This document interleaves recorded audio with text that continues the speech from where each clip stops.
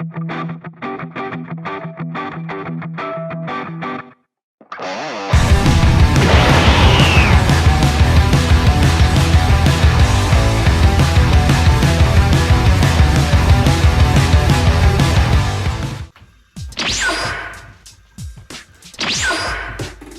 up YouTube and what's up sa inyo guys? So muli mag-unboxing at magre-review na naman tayo ng bagong release na Ichiban Kuji EX. Ito guys, nirelease ito kahapon, Sabado. And yun, so sa mga nakapanood ng content show, kitang-kita nyo naman sa 6 na bunot nakuha natin si Piccolo. Tayo yung buhay na mano, pagkabukas ng shop. So bumunot agad tayo, 6 agad kasi may nakapila. So tayo ba naman, suswerte natin, nakuha natin ito sa 6 na bunot. And sa second pila ulit kasi pwede naman pabalik-balik. So kasi hindi ko na videohan to dahil ang daming nakapila guys, no? Pero sinorte pa rin tayo sa 3 bunot. Nakuha natin yung price din na yung itong si announcer. Ayan, so pero syempre yung gusto ko sana makasa na si Goku syempre, tsaka si Chichi, pero goods na rin dahil itong dalawang ito medyo mataas din sa bentahan guys, no? So huling check ko, ito si Piccolo, siguro kung mapapalo ng mga 6k to 7k yen sa Mercari. Ito mga nasa siguro 7k to 8k yen sa huling check ko sa Mercari, no? So and si Goku, huling check ko, mga nasa 4 to 5,000 yen. Tapos si Chichi, mga ganun 6,000 yen. So, bumili na lang tayo si Goku dahil may nakita ko sa Mercari, nasa 4,000. So, binili ko na lang kaysa bumunot na naman tayo. So, ilang bunot pa tayo. So, pero goods na to. Sa 6 na bunot na natin itong dalawang figure na ito. So, syempre, i-unboxing na natin guys. So ito na guys, wag na natin guys patagalin. And syempre maraming salamat sa mga always sa sumusuporta sa ating YouTube channel. Syempre unahin ko muna si Piccolo. Huli na natin si announcer. Okay? So ito siya guys. And si Piccolo, siya yung pinakamalaking box and medyo may kabigatan din onte. No? So goods, kaya tumta ako. Ako yung buhay naman ako. Sabi ko, mukhang malahabo. Plano ko sana tatlo. Kaso syempre, ang dami nakapila. So, inanong ko lang na agad sa 6 na bunot. Pero swerte din yung kasunod ko dahil sa 5 bunot, nakuha niya agad si Goku tsaka si Chichi. Dahil ko swerte naman nun.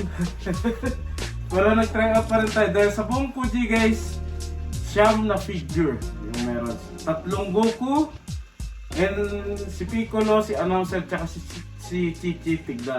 So 9 na figure guys. So, yun. And hindi ko alam kung magkano ito guys, bitawan sa Pinas.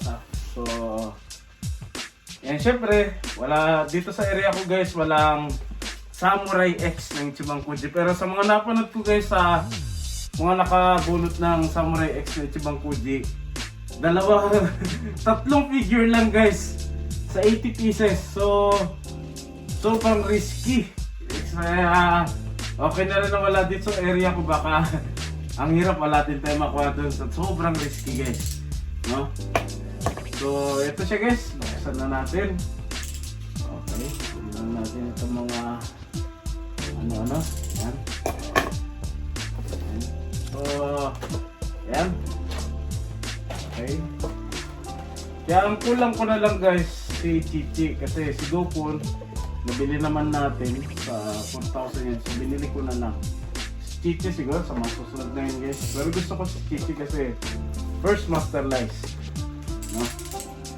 Matik na guys yung figure na Master Lice sa tatay ni Chichi, magmamahal yun dahil nagkaroon na si Chichi guys no? So mga a few days yan, tataas na yung market nun. Okay, so ito siya, saan natin. Okay, pero karamihan guys ng buong bunot ng Kuji ng Dragon Ball, ang target nila si Goku. Mangas kasi guys si Goku, no? Siguro ngayon lang yan, siguro mababa yung market nun, pero darating ang panahon, tataas yun talaga. Pati yan si announcer guys, tataas dahil kahit wala na bang ano yan, Parang ano lang sa announcer lang siya sa anime, pero alam niyo naman sa Kuji, diba? The more na iba yung karakter na ganyan, yun yung mataas sa market. Oh! Buo na siya guys, si Piccolo. Ayan. First, master life sa Piccolo na ganyan yung suot niya. No? Dahil karamihan na nirelease sa Piccolo, diba? Nakatanggal yung ganitong cape niya. First time pa lang guys, kaya tuwang-tuwa rin ako guys nung nakuha ko ito sa 6 na bunot. Si Piccolo, no? Ayun siya guys, buo na siya guys. Ayan, no? So, labas na natin guys sa club, okay? So ito, medyo may kabigatan to guys. Inulit ko, medyo may kabigatan ito. Okay? Okay, iyan na natin. Okay. Okay. Okay. Ito guys, tataas to lang. Itong series ng Fujian Dragon Ball. Tataas to. Very soon, tataas ito guys. Ngayon lang yung medyo mababa yung market dahil maraming Kuji. Tapos may online Kuji pa sila sa 13 sa Martes. Sa online Kuji sa mga hindi nakaabot sa area ng kumbini or sa ibang shop. Meron sa online Kuji, no? Kasi guys, ang ganda guys si Piccolo. Wow! Ang laki! Oh la la! Ito siya guys. Ang laki! Ito siya guys. Ayan. Oh, ang laki! Ang laki guys si Piccolo. Oh, detalyado. Ganito yung itsura ng old school version ni Piccolo. Ang ganda guys. Sobrang ganda. Uy, may ano po pala dito. Okay. So, ang ganda niya guys. Wow, ganda. And yung pinaka-ending na ito yung simple montage sila. Itong figure na ito guys, no? And syempre pagdating ni Goku sa bahay natin, unboxing ko rin yun guys. Abangan nyo yan guys, no? So guys, ayan. Ang ganda ng detail. Panalo. Ang ganda. Woo! Ang ganda. Yun yung height nito siguro around mga nasa 28 to 29 cm. Malaki siya guys. Malaking figure ito si Piccolo. Mataas sa figure si Piccolo. Napakaangas. Okay? No? Ang angas niya guys. So, inulit ko, yung bentahan nito sa Mercari sa huling check ko, siguro mga nasa 6,000 yen to 7,000 yen. Oh? So, ewan ko lang ngayon kung magkano. Pero, inulit ko, pag wala nang makakukuha na Kuji, tataas ito lahat guys. No? Lalo na ito si announcer. Tataas ito. So, ito na guys, yung bubuksan na natin para mabilisan lang, no? And pagdating yung binili ko sa Mercari na si Goku, so yan unboxing din natin para at least may idea kayo sa Pilipinas o sa ibang bansa guys, kahit paano magkaroon kayo ng idea kung worth it pa silang bilhin, no? So, pero ito si Piccolo, worth it, napaka worth it, okay? Lalo na nakakala siya sa 6 na bunot, goods na goods. Eh syempre nadagdagan pa si announcer. So natuwa rin ako kasi gusto ko rin si announcer kaysa bilhin ko sa Mercari. Medyo mataas, di ba? So, kaya nung nakuha ko ito, hindi na tayo bumunot. Binili ko na lang si Goku dahil may nakita akong mura lang sa Mercari, mga nasa 4,000 yen. So binili ko agad. Yun nga lang, medyo matagal din yung ship. Okay lang kasi mura ko lang naman nabili. So, si Chichi, sa mga susunod na yun, taste ito. Yan. So, natin guys, patagalin, buksan na natin to si announcer. Na? Okay? Si announcer din, medyo may kabigatan din, in fairness may kabigatan din. Okay? Pero matik na si Goku, mabigat yun dahil yung hawak niyang yung malaki. Sa mga napanood ko, malaki. Pero inulit ko guys, iba rin kasi guys yung napapanood natin sa video. Iba din yung feeling at yung ikaw mismo makakakita sa personal yung detail ng figure. So, pero syempre ako naman, sinasabi ko lang yung to be honest kung worth it ba ito, and syempre kayo para mag-decision nun guys, syempre. So, ayoko rin naman sa panang ulit tayo sisihin, no? Syempre kung ano lang yung totoong masasabi ko dito, yun lang yung sinasabi natin. At least may alam kayo, no? Lalo na sa Pinas. Okay? So, ito siya guys. Basta natin, si announcer. Uy, gusto ko rin ito dahil nakaklab din ay, fairness ha. Pansin ko guys sa mga ilang months ng Master Life sa Dragon Ball, puro nakaklam na, tapos buo na sila, no? So kung may buntot, yun na yung bubuin mo. The rest, buo na, diba? Wala na kayo nakikita binabaklas pa yung ulo, kinakabit. Yun lang, kung ever may buntot, yun lang, diba? Pero the rest, buo na sila, yung nakaklam. So nag-improve talaga ng todo yung Master Life ng Dragon Ball sa Ichiban Kuji. So yun. Okay guys, labasan natin. 3, 2, 1. Si announcer. Okay. Ayan siya yung announcer. Okay. And syempre, ipapata ko rin sa inyo yung nakuha natin clear file na pang background talaga dito. And yun din yung ginawa ng background ng official lang Ichiban Kuji. So, lagyan din natin taas yung mga nakuha natin clamshell. Ay yung acrylic stand. Yun nga lang, nabali tayo sa isang karakter. Yung isang nakuha natin hindi yung Goku Kid. Pero yung isang Piccolo nakuha natin sa acrylic. So, yun. Yun nga lang guys, wala tayo nakuha Dragon Archives. Ni isa wala. Pero okay lang, figure na ba yung nakuha natin eh, diba? So, ito siya guys. Nabasa natin. Okay. Okay. Yan. Yan. Okay.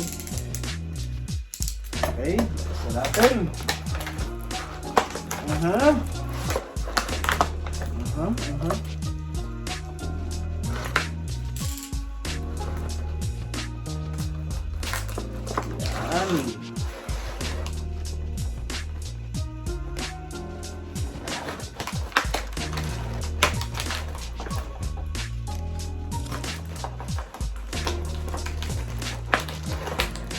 Grabe naman yung ano na ito, tip.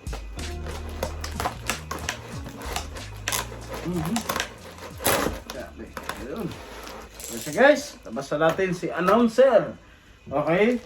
Lahat din gusto rin nila makuha. Pero yung number 1 talaga nilang gusto makuha sa mga nagko-content, yung sa mga talagang gustong-gusto makuha yun. At isa rin ako doon, si Goku talaga guys. Pangalawa si Chi-Chi.